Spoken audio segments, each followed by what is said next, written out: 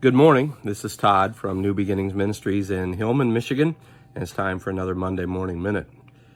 If you remember several years ago, back after the United States was attacked on 9/11, a couple days after that in Washington, all of the congressmen and women got together on the front steps of the Capitol and they sang "God Bless America," and it was a beautiful sign of unity.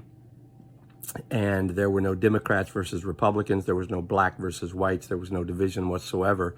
It was one nation under God. And it was a very, very beautiful thing. Unfortunately, that didn't last very long. And as we are now in a election season, there's a lot of division. That's about all we see. One person says one thing, one person says another. One party says this, one party says that.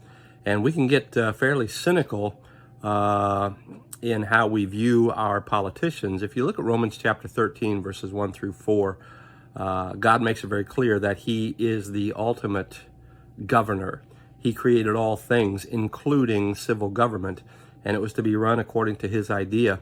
And the amazing thing is, if you look at Romans 13 and verse 4, on two different occasions, God calls our politicians, our government officials, He calls them ministers of God. That is what God originally intended government officials to be, was His servants, His ministers. Obviously, we've come a long, long way from that. But as we go into this election season, as much as we may or may not like the politicians that are running for this office or that office, that passage goes on to tell us that we have an obligation to give honor to whom honor is due. And so as we get into this election season, we need to pray for our government officials. Many of them are misguided.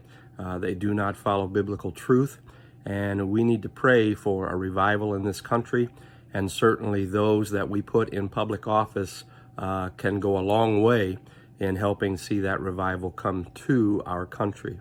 So I hope this helps. I hope you have a great week.